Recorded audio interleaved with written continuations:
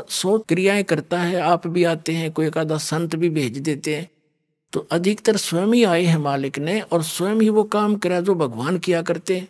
तो भगवान और गुरु वो तो ऑल इन वन थे, वो तो सब कुछ थे दाता। लेकिन अन्य जो गुरु है वो गुरु है और भगवान अन्य है।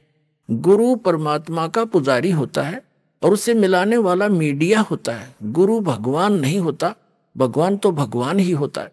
लेकिन उस परमात्मा को पाने के लिए एक विधि बताई है परमात्मा ने कि अपने गुरु को आप एज ए गॉड ट्रीट करना, उससे भगवान की तरह व्यवहार करना, ताकि जब तुम यहां से जाओगे इसी रूप में आगे भगवान परीक्षार्थ बैठेगा। और यहां जैसा व्यवहार आप कर रहे हो, जैसे विचार अपने गुरुजी के प्रति रखते हो, वो वहां भी होंगे।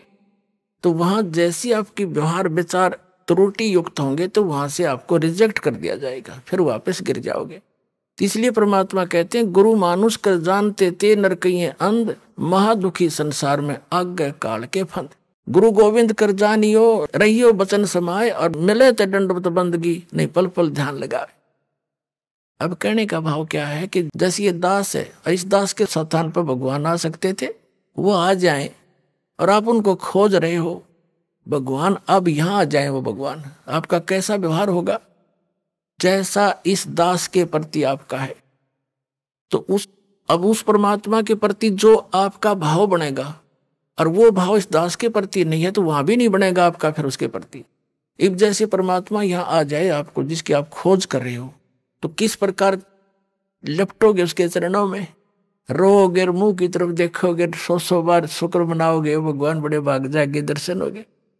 जिस भगवान को हम खोज रहे हैं और वो आज इस दास के स्थान पर होता रहा, वो तो हजारों बार हुए हैं, रहे हैं दाता, हम नहीं समझ सके। उसको जन साधारण एक भक्त संत समझ कर हमने उनसे डील किया। आप जो व्यवहार मेरे से कर रहे हो वैसा है उसके साथ करोगे। तो परमात्मा वहां जब जाएगा तो यहां ये सोचकर हमने गुरुदेव से डील करना चाहिए कि मान लियो भगवान बैठे हमारे सामने, भगवान के सामने कपट से बात नहीं की जा सकती। जो आदेश देव श्रोधार्य होना चाहिए, अपनी नहीं चलानी चाहिए, क्योंकि वो आपके हितैषी हैं, आपका बुरा नहीं चाहते, केवल भले के लिए आपको आदेश देंगे, ऐसा नहीं करना, ऐसा नहीं करना, केवल ऐसा ही करना। वचन मानोगे तो भगत बनोगे और आपका कल्याण होगा। यहाँ कहते मुख पर वचन करे परमाना और घर पर जाकर करे विज्ञाना। मुख पर गुरु जी की बात मान ले, हाँ जी, और घर जाकर न सोचो ना, नो थोड़ा ऐसे थोड़ा करना है, बताइए मर्यादा कैसे छोड़ेंगे। तो फिर के खाक से सो तुम। जो गुरु वचन पर डट गए कट गए फंद 84 के, भाई जो गुरु वचन पर डट गए कट गए फंद 84 के।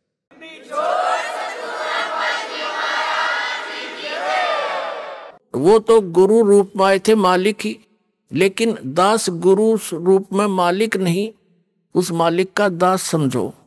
लेकिन गुरु को भगवान के तुल्य मानने से आपकी समस्या हल होगी, नहीं तो होए को नहीं।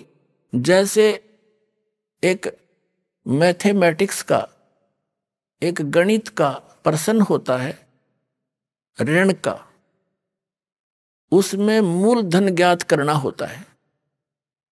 तो मूलधन तो होता करोड़ों रुपए में, अरबों में। उस अरबों करोड़ों वाले मूलधन को प्राप्त करने के लिए मानना पड़ता है, मान लीजिए मूलधन 100 रुपये।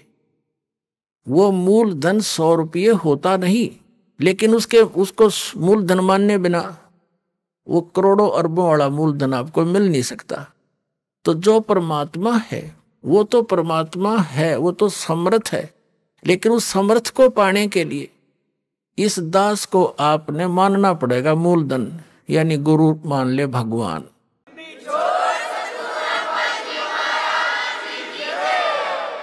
तभी आपकी यह समस्या हल होएगी, नहीं तो कति नहीं हो, 0 नंबर आओगे आपके। तो इस प्रकार समझदार को संकेत बहुत होता है। अब प्रसंग चल रहा है कि फिर जब भक्ति मार्ग पर चल पड़ते हैं, घना सामान धर के सिर पर नहीं चला जाता है, ये परंपराएं हटानी पड़ेंगी। और जैसे भगवान रखे न्यो रहना पड़ेगा। जैसे कर का जहर का रंग हो रही हो, कहो कौन तीस खावे राम रंग हो रही हो। अब रंग का बंका झोपड़ी में रहते थे, वृद्ध हो गए थे, और क्या करते थे, जंगल से लकड़ी तोड़कर लाते थे, उसको बेचकर अपना खाने जोगा रखकर बाकी गुरुदेव के चरणों में भंडारे में लगा देते थे। एक दिन नामदेव जी, गुरुदेव यानी कबीर परमात्मा गुरु रूप में आए हुए थे, उनसे कहने लगे, गुरुदेव आपके दो तीन भगत हैं, कितने निर्धन हैं, इनको कुछ धन दे दो, इनका टाइम भी पास हो जा, भक्ति भी घनी कर ले। अब परमात्मा ने सोचा कि नामदेव तो बड़क है, कति श्रद्धा बतेरी है, पर इसमें विवेक बना नहीं। अरे भक्ति करें और ये कौन से बर्तन बनाओ हैं। वहां से लकड़ी तोड़ी, वहां तक लकड़ी तोड़ने जाते हैं तो मंत्र करते जाते हैं, लकड़ी तोड़ के सिर पर धरी मंत्र करते आते हैं। भक्ति मत बाधा है नहीं। और लेकिन नामदेव जी की उस समय समाज की सोच घड़ी थी, उस बच्चे को भी सेट करना था अपने को। तो परमात्मा ने कहा, भाई ठीक है, चल धन दे देता हूं, पर मैंने कोशिश बहुत करी है भाई, ये रखते नहीं धन ने, मैं देता हूं, ये सारा दान कर देते हैं। बोले ये लेते नहीं और ना मांगते कभी मेरे तय। पर रामदेव ने कहा, जी आप तो बिन मांगे भी दे देते हो।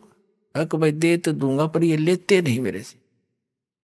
अब नामदेव जी का गला उतरा नहीं कि भाई इतने दुखी हो रहे, क्यों ना लेंगे पैसा, तो ले ही लेंगे ये। वो परमात्मा बोले गुरुदेव रूप में कि अच्छा भाई आज इनको वो पैसे देते हैं। गहने ले लिए, गहने आभूषण सोने के चांदी के अच्छे 2-3 किलो एक थैले में लेके नामदेव और गुरुदेव दोनों उस रास्ते में खड़े हो गए, झाड़ के आड़ में, ओट में, जिससे वो दोनों रंका और बंका लकड़ी तोड़कर लाते थे। अब रंका तो आगे चल रहा था, बंका थोड़ी पीछे रह गई थी। थोड़ी फैसला था अपने सफर में, थोड़ा बहुत यानी 100-200 फुट का। तो उससे परमात्मा ने क्या किया कि जिस रास्ते से वो आ रही थी वहां पर वो आभूषण डाल दिए और झाड़ के पीछे जाकर दोनों छुप गए। अब आगे आ रहा था रंका, उसने देखा गहने पड़े हैं, और औरत जो है गहनों को देखकर लालच में आ जाती है, कहीं बंका अपने कर्म ना बिगाड़ ले। उसने पैर के साथ उस पर मिट्टी डालनी शुरू कर दी। सिर पर लकड़ी थी, पैर से रेता डालना शुरू कर दिया। अब बंका ने देखा मेरे पति रुक कैसे गए, कोई पैर में क्या हो गया इनको। उन्हें ध्यान से देखा, ये तो आभूषणों पर मिट्टी